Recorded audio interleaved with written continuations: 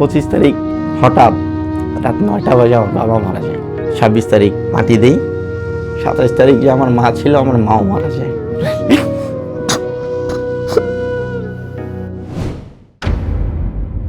আমি একটা সম্পর্ক করতাম একটা মেয়ের সাথে 20 সালের প্রথম থেকেই, কলেজেও ভর্তি হয়েছি। সম্পর্কটা প্রথমত শুরু হয় হচ্ছে আমার ফেসবুক থেকে। তো ফেসবুক থেকে মেসেজ থেকেই, তারপর কিছুদিন পর দেখা, এরকম দেখতে দেখতে দেখতে দেখতে প্রায় 2020 সাল চলে গেল। সম্পর্ক আমার কন্টিনিউ চলে। তারপর বাবা মার সিদ্ধান্ত নিছে যে বিদেশ পাঠিয়ে দিবে। আপনাকে? হ্যাঁ, আমাকে প্রিপারেশন নিয়ে নিছে যে আমার দেশে রাখবে না। এই জন্য হচ্ছে সম্পর্ক। মা সে জানে, বুঝছে, এই কারণ আরো জোর করে বিদেশে পাঠাচ্ছে? হ্যাঁ, ওই যে সম্পর্ক আমার, আমি তো বিদেশ যাব না, কারণ আমি যদি বিদেশ যাই তাহলে যার সাথে সম্পর্ক করি তার কি হবে। তো তার সাথে জিনিসটা আমি শেয়ার করি, বিষয়টা শেয়ার করি যে এরকম এরকম আমাকে তো বিদেশ পাঠাবে, এখন আমি যদি বিদেশ যাই তুমি কি থাকতে পারবা বা ওয়েট করতে পারবা? তখন সে আমাকে ডিরেক্টলি না বলে যে না, বিদেশি ছেলেকে আমার পছন্দ না, আর বিদেশ গেলে মনে হয় না যে আপনার সাথে আমার সম্পর্কটা বেশি দিন টিকবে। পরে আমি কইছি ওকে ফাইন, সমস্যা নাই, আমারও ইচ্ছা নাই যে আমি বিদেশ যাব, দেখি। এখন আমি তো এটা আম্মুকে বলতে পারি না। বাবা চাইতো সবসময় যে ছেলে দেশেই থাকুক, কাছেই থাকুক। বেশি ইচ্ছাটা ছিল আর কি আমার মার। টুকিটাকি এরকম বিষয় নিয়ে একটু একটু ঝামেলা চলতো ফ্যামিলিতে, বিশেষ করে মার সাথে আমার। 21 সালের পাসপোর্ট করার জন্য পাঠাই দেয় মা। এখন আমি চিন্তা করছি যে আগে দেখছি যে মুখের উপরে যদি না বলি মানে একটা ঝামেলা তৈরি হয়, তখন চিন্তা করছি যে যখন যেটা বলবো শুনবো, পরেরটা পরে দেখা যাবে কি করা যায়। পাসপোর্ট করলাম, পাসপোর্ট হাতে নিলাম। 1 বছর পর আমি তার সাথে দেখা করার সিদ্ধান্ত নিছি। 3-4 দিন পরেই চাঁদপুর গেছি। যাওয়ার পর তার সাথে দেখা করি আমি, মানে প্রথম দেখা তার সাথে আমার মিট আপ। তার সাথে দেখা শেষ আবার ব্যাক করছি। তো এটা তো মা কোনো না কোনোভাবেই শুনছে, যেভাবে হোক মা তো বুঝতে পারছে। তখন সে আর চিল্লাচিল্লি করে নাই। ছেলে পাসপোর্ট করে নিয়ে এসে আসি আর কয়দিন, তার মনে এরকম চিন্তা ভাবনা।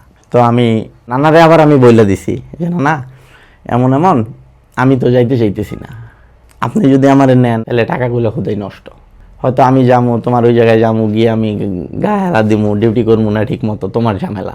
তখন নানাই আমারে বলছে যে আচ্ছা দেখি কি করা যায়, তুই এটা নিয়ে ঘরের ভিতরে কোনো চিল্লাচিল্লি হামতাম করিস না, যেইভাবে চলতেছে চালা, আমি দেখি কি করতে পারি।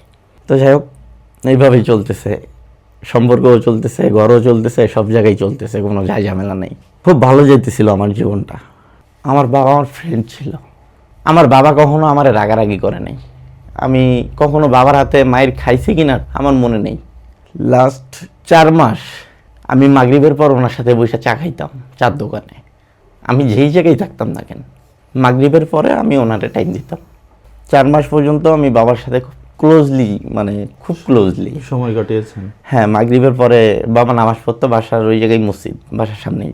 তো আমি জানতাম যে বাবা এই নামাজ পড়েই বাইর হবে, আমি যেই জায়গায় থাকতাম না কেন, সন্ধ্যার পর আমি ওই মসজিদের সামনে হাজির থাকতাম। তো চা খাইতাম, কন্টিনিউ চা খাইতাম। 4টা মাস আমি খুব সুন্দর। 24 তারিখ সারাদিন আমি আমার বাবার সাথে শুয়ে আছিলাম। 24 তারিখ সারা দিন আমি সন্ধ্যাবেলা বাইর হব, আমার বাবা আমার উঠতে দেয়নি, আমি উঠিনি। ওই দিন আমি ঘর থেকেই বাইর হইনি।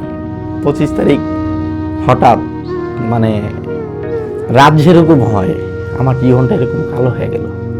2021 সালের ডিসেম্বর মাসের 25 তারিখে রাত 9টা বাজে আমার বাবা মারা যায়।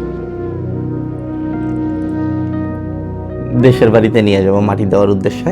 26 তারিখ সকাল 11টা বাজে মাটি দেই। 27 তারিখ যে আমার মা ছিল, আমার মাও মারা যায় সেম টাইমে। আপনার বাবার শোকেই কি মারা গেছেন উনি? আমার বাবা মা সম্পর্ক করে বিয়ে করছিল। তো আমার বাবা মার সম্পর্কটা খুব ভালো ছিল, খুব মধুর। দেখতাম ঝগড়া করতো ঠিক আছে, কিন্তু ক্ষণিকের। যে এখন একটু ঝগড়া হইলো পরে দেখতাম যে ঠিক একজনের ছাড়া খাইতো না। মা মারা যাওয়ার পর 2 তারিখ 3 তারিখে ব্যাক করার কথা ছিল। তো ব্যাক আমি ঠিকই করছি, কিন্তু আমার মা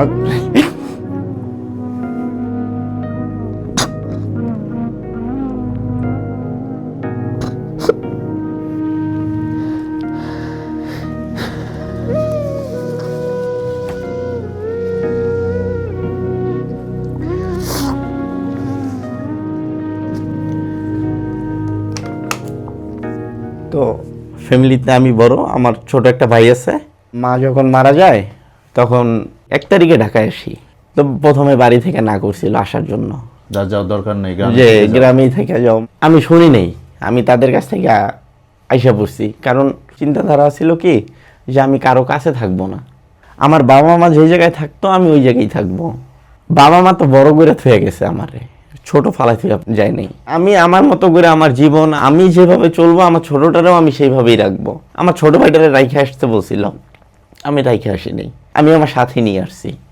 আমার আম্মু যে জায়গায় জব করতো সেই অফিস থেকে আমাকে ডাকছে, যে যেহেতু বাবা মা নাই, দেখি ছেলে কত বড়, যে আমাদের অফিসে সে জব করতে পারে কিনা। তো গেলাম, নিয়ে নিল আমাকে। বাবার অফিস থেকেও বলছে যে যদি জব লাগে, কখন প্রয়োজন পড়ে কোনো কিছুতে, যে কোনো সমস্যা, যে কোনো প্রবলেম তাদেরকে জানাইতে। ওই যে বাবা মা হারানোর পর থেকে আমি আমার কষ্ট কখনো দেখিনি, বা আমার কি লাগবে আমি কখনো দেখিনি। বাবা মা মারা যাওয়ার পর থেকে আমি যতদিন পর্যন্ত বাইচা থাকবো, সর্বপ্রথম আমার টার্গেট থাকবে যে আমার ছোটটার কি লাগে, তার ভালো থাকার জন্য কি লাগবে। 22 সালের 1 তারিখে আমি আইসা 2 তারিখ গ্যাপ দিছি, 3 তারিখ থেকে আমি জব কন্টিনিউ করতেছি আপনার মায়ের অফিসে। হ্যাঁ, এখন অবধি পর্যন্ত। আমি ইন্টার সেকেন্ড ইয়ার পরীক্ষা দিতে পারিনি, আমি ইন্টার সেকেন্ড ইয়ারের পরীক্ষাতে ছিলাম। বাবা মা মারা যাওয়ার পর আমি আর পরীক্ষা দিইনি। তো তার সাথে আমার সম্পর্ক কন্টিনিউ চলতেছে, কি হইতেছে না হইতেছে সব শুনতেছে, সব বলতেছি তাকে। তো আমি আবার বড় খালারে বলি, আমার বাবা মা মারা যাওয়ার 6 মাস পর আমি কথা বলি যে এরকম এরকম আমি একটা মেয়ের পছন্দ করি, জানি না মা বলছিল কি না। পরে কয় যে শুনছি বা জানি এরকম কিছু। খালাও জানে যে কষ্ট হয়, তারপরে আমি একটু তারে মনে করাই দিলাম বা বললাম যে আমার চলতে কষ্ট হইতেছে। তো আমি খালারে কইলাম যে বিয়ে দিলেও তো দিবা, অপরিচিত বা তোমাকে পছন্দই, যাই হোক আমি তো পছন্দ করি জানোই, তো আরে বিয়ে করলে কেমন হয়। তখন খালা আমাকে না করে নাই। তো যাই হোক, আমি বলছিলাম ওর ভাইরে ফোন দিয়া, ওর একটা ভাইরে ফোন দিয়ে বলছিলাম যে এরকম এরকম ভাইয়া।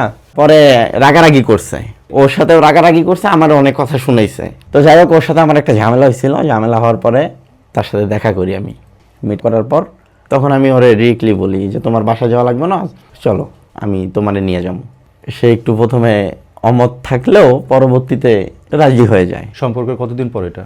2 বছর সম্পর্ক তার সাথে আমি করার পর তারে আমি নিয়ে আসি। নিয়ে আমি সরাসরি টঙ্গী আসলাম। টঙ্গী আসার পর টঙ্গী থেকে আবার রংপুর ব্যাক বাড়িতে গেলাম। বাড়িতে যাওয়ার পর সবাই প্রথমে একটু রাগারাগি যা হয় আর কি, মানে এইরকম সিচুয়েশনে। তো যাই হোক, সব কিছু ফেস করার পরেও, সব কিছু সমস্যা সমাধানের পরে আমাকে বিয়ে দেয়। তার পরিবার যখন শুনছে তখন আমাকে ফোন দিছিল যে সমস্যা নাই, তুমি আসো, আমরা তোমাদেরকে বিয়ে দিব, তুমি আসো। বললাম যে আমি তো বিয়ে করছি, যামুনি সময় করে ওরে নিয়ে যামুনি, না তো ও যাইবো। ওরা তারপর তেমন খোঁজাখুঁজি করেনি? না, ওরকম, কারণ আমি তো তার ফ্যামিলির সাথে কন্টিনিউ ফোন দিছি, আমি ফোন রিসিভ করছি। আমি ফোন কাইটা ফোন বন্ধ করে এরকম তারও বলি নাই, আমিও করিনি। তো যাই হোক, বিয়ে করার পর আমি টঙ্গীতে নিয়ে আসি ওরে।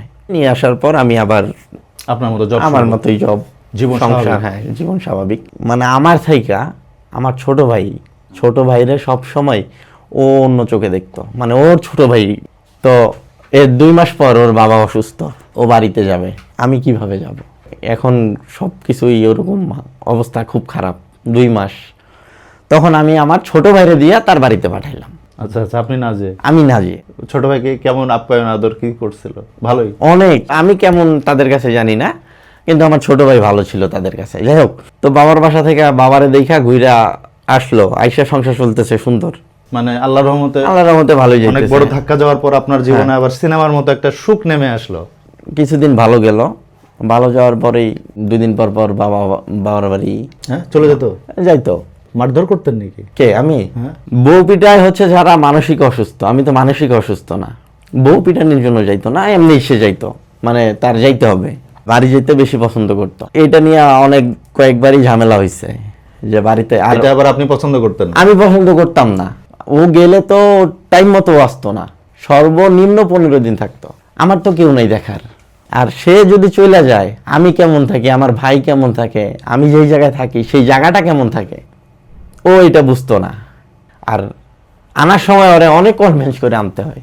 আমি তো নিয়ে আসি এই কারণেই যে আমি তো বিয়ে করছি, আমার এমনি কেউ নাই। এখন যদি আমি এই খেলা খেলি এই জায়গায়, আমার তো বাবা মার সম্মান আছে একটা, আমার তো একটা সম্মান আছে। আমি দেখতাম কি আমার বাবা আর সাইরা আমার মা সকালে যাইতো নানুর সাথে নানার সাথে দেখা কইরা আইসা পড়তো। তো এডিও আমি তারে বুঝাইছিলাম যে দেখো আমার বাবা মাও তো ছিল, কই আমার মা তো গিয়া এত আমার নানা বাড়িতে থাকে নাই, টুকিটাকি ঝামেলা এইভাবেই চলতেছে, ঝামেলা নিয়েই আমি মানায় নিছি। আমি সম্পর্কটা যে তার সাথে করছি, সম্পর্কটা থেকে বিয়ে অবধি পর্যন্ত যা করা লাগছে, যতটুকু করা লাগছে আমি করছি। কম্প্রোমাইজ, স্যাক্রিফাইস সবই আমি করতাম সব সময়। ও এরকম করতেছে, এটা মুখ বুঝা সহ্য করতেছি, কিছু কইতেছি না, কিছু কইতে গেলে দেখতেছি সমস্যা হইতেছে। তো যাই হোক, একদিন এক তুমুল কাহিনী, একদিন ওর সাথে আমার ঝগড়া হয়, মানে টুকিটাকি বিষয় নিয়ে ঝগড়াঝাটি যেটা নেওয়া হয় ওইভাবেই হয়। তো বাড়িতেও চলে যাবে, আমি অফিসে। তখন আমার ছোট ভাই ফোন দিয়ে বললো যে ভাই আপুর সাথে তোর কিছু হয়েছিল, কয় আপু দিয়ে ব্যাগ ট্যাগ নিয়ে বাইর হইলো, বাড়িতে মনে হয় যাইতেছে। বাস স্ট্যান্ড গিয়ে দেখি যে ও যাইতেছে হনন কইরা। আমি গিয়ে বললাম যে কি ব্যাপার, কই যাও? কয় কোনো সিন ক্রিয়েট করেন না। পরে আমি কই সিন ক্রিয়েট করার কি আছে, তোমার জিজ্ঞেস করলাম কই যাও। তো যাই হোক, ওই জায়গায় একটু রাগারাগি রাস্তার মধ্যেই।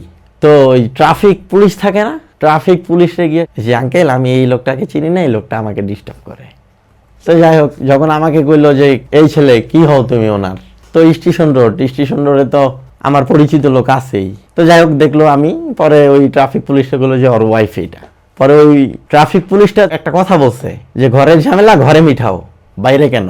এই কথাটা আমার ওয়াইফরে বলছিল, আমার ওয়াইফ কোনো উত্তর দিতে পারে নাই। যাই হোক, তখন আমি তারে ওই জায়গায় ওই কথাটা বললাম যে কথাটা শুনতে কেমন লাগলো, তোমার সাথে ঝগড়া আমি ঘরে করছিলাম, বাইরে তো করিনি। ঠিক আছে যাও, এই কথা কইয়া আমি ব্যাগটা ওর কাছ থেকে নিয়েছিলাম, নিয়ে রাখছি যে তোমার ভাই আসুক, তোমার ভাই এসে তোমার নিয়ে যাক। ওর বাইরে পরে আমি ফোন দিয়ে নিয়ে আসাইছি, মানে সেই দিনই? হ্যাঁ, দেখছে এরকম কাহিনী। পরে আইসা ওর ভাইও নিয়ে গেছে ওরে।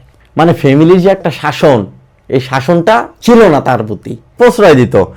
আমি হাজবেন্ড, আমি চাইলে পারি না ওর হাতে একটা ফোন কিনা দিতে, আমি দিইনি। কারণ কি, আমি চাই না ও ফোন চালাক। একটা টাইমে এত পরিমাণ মানে সম্পর্কটা এত পরিমাণ একটা খারাপ পর্যায়ে চলে গেছে যা বলার বাহিরে। তখন আমি এই বিষয়টা নিয়ে আমি কেউরে ফোন দিতাম না, কেউরে বিচার দিতাম না, কারণ নিজেই তো করছি সব কিছু, কারে ফোন দিব? আর আমার আছে কে? খালারে ফোন দিয়া বলবো, কথা আমি শুনবো, ওর সাথে যাই হয়ে যাক না কেন, আমি কেউরে জানাইতাম না।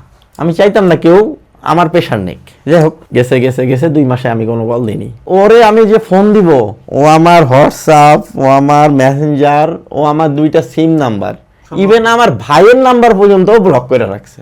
তো যাই হোক, 2 মাস পর আমি ওরে ফোন দিই, ওর বাসার কাছে থেকে আমি ওরে ফোন দিই, চাঁদপুর। আমি ওরে ফোন দিছি আমার এক ফ্রেন্ডের ফোন থেকে, আমার নাম্বার তো ব্লক করা। পরে সে আমাকে ফোন দিছেন কেন? পরে আমি কইলাম যে ফোন দিছি কেন, এই প্রশ্নটা যদি আমি করি যে ফোন দেও নাই কেন তুমি, এই 2 মাসে কি একটা বারো তুমি আমাকে ফোন দিতে পারো নাই? কয় কি দরকার, কোনো প্রয়োজন নেই। তখন আমি তাকে বললাম যে আচ্ছা ঠিক আছে, আমি তোমার বাসার দিকেই আছি, তোমার সাথে আমি একটু দেখা করবো। পরে ও বলে যে বাসা অনেকেই মেহমান আইছে, দাওয়াত দিছে সবাই রে, ভাই বোন, ওর বোনের জামাইগুলা যে যারা আছে সবাই।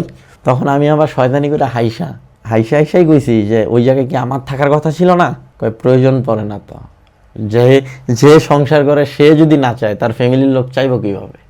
তারপর আর আমি কিচ্ছু বলিনি। তখন আমি কইছি না ঠিকই আছে, আমার তো এমনি কেউ নেই, যাই হোক তোমার সাথে আমি একটু দেখা করতে চাই। তো দেখা করবো না, যাই হোক। তখন তার আমি কনভিন্স করলাম, কি একটা জিনিস কনভিন্স করলাম যে আমার নাম্বারটা তাহলে ব্লক থেকে ছুটাও। ব্লক থেকে ছুটাইছে, তার সাথে আমি আধা ঘন্টা কথা কইছি, আধা ঘন্টা পর আমার নাম্বার ব্লক। যাই হোক, সে তো আমার বউ ছিল, আমি ওরে আনার জন্য অনেক কিছু করছিলাম, সে আসবে না। এইভাবে যাইতে তো প্রায় 7-8 মাস হইল। তার ফ্যামিলির কাছে এরকম এক্সকিউজ মানে সব দিছে। সে এক কথায় আমি ভালো না, আমি কেমনে রে ভাই, আমি একটা মানুষ জব করি, আমি 1 ঘন্টা সংসার যতদিনও ছিল 1 ঘন্টা আমি ওটি ছাড়ি না। আমি চিন্তা করছি 1 ঘন্টা ওটি ছাড়বো কেন, ওভার টাইম করতাম আমি, 1 ঘন্টা ওভার টাইম আমি ছাড়তাম না। তো এরকম তার ফ্যামিলিতে বলে। আসলে তার ফ্যামিলি আমাকে কখনো তার মেয়ের হাজবেন্ড এই নামটাতেই দেখছিল, কখনো ওই যে কথা আছে না যে মেয়ের হাজবেন্ড ছেলের মতোই, ওই জিনিসটা দেখে নাই। রিসেন্টলি মানে গত বছর ডিসেম্বর মাসের 20 তারিখে সে আমাকে পেপার দিছে ডিভোর্সে। আমার মামতো ভাই তাকে ফোন দিছিল, আমার ভাই আবার ওই যে ভাই আছে, ভাইরে দিয়েও কনভিন্স করাইছি আমি। এমন কোনো পার্সন নাই যে আমি ওরে কনভিন্স করাইনি। সব দোষ আমার, সব কিছু করছি আমি। এই পৃথিবীতে যদি খারাপ ব্যক্তি থাকে সেটা আমি সব করছি, সব আমার দ্বারা হয়েছে। ওকে ফাইন, তুমি সবকিছু ভুলে যাও, তুমি মাইনা নাও, আমার ভুল হয়েছে, আমরা মাফ করে দাও। না, ভুল করা ব্যক্তিকে সে কেন মাফ করবে? এখন এই অবস্থা, আপনার ছোট ভাইকে নিয়ে আবার আপনারা ব্যাচেলার জীবন কাটছে। হ্যাঁ, আমার ওইভাবেই জীবন যাইতেছে। সংসার আর সংসার নেই এখন। সংসার মনেও হয় না যে এইটা সংসার। আসলে আমার কেউ নাই, এটা জানি না। আমাকে অনেকেই ভালোবাসে, অনেকেই। একমাত্র তুমি বুঝলা না, আমার প্রতি তোমার মায়াটা ছিল না। সবচেয়ে বড় কথা হচ্ছে তুমি সম্পর্কের কষ্টটা বুঝবা কি, হারানোর কষ্টটা তুমি কিভাবে বুঝবা? কারণ তোমার তো ভাই আছে, মা আছে, আর আমার আছে কি? আমার কেউ নেই। আজকের অতীতের হঠাৎ করেই বাবা মা মারা যায়। জীবনে বলতে গেলে তার আপন বলতে আছে শুধু একটা ছোট ভাই। এর মধ্যেই দাম্পত্য জীবনে নেমে এসেছে ঝড়। স্ত্রীর সঙ্গে ঝগড়ার পর সে এখন বাপের বাড়িতে অবস্থান করছে। ছেলেটার কথা শুনে আমাদের সবার মনই ভারী হয়ে গেছে। তবে এখানেই গল্প শেষ নয়। আগামীকাল বিকেল 5টায় পরবর্তী ও শেষ পর্বে আমরা সবাই মিলে চেষ্টা করব তার সংসারটা আবার জোড়া লাগানোর। আমরা সরাসরি কথা বলবো তার স্ত্রীর সঙ্গে, বোঝার চেষ্টা করব সমস্যার মূল জায়গাটা। যদি সম্ভব হয় এই অসহায় ছেলেটার জীবনে আবার শান্তি ফিরিয়ে আনার চেষ্টা করব আমরা। এই গল্পের শেষটা কি হয়, সংসারটা জোড়া লাগে কিনা তা জানতে 6ই ফেব্রুয়ারি শুক্রবার বিকেল 5টায় চোখ রাখুন লাভগুরু স্টুডিওতে। আসসালামু আলাইকুম।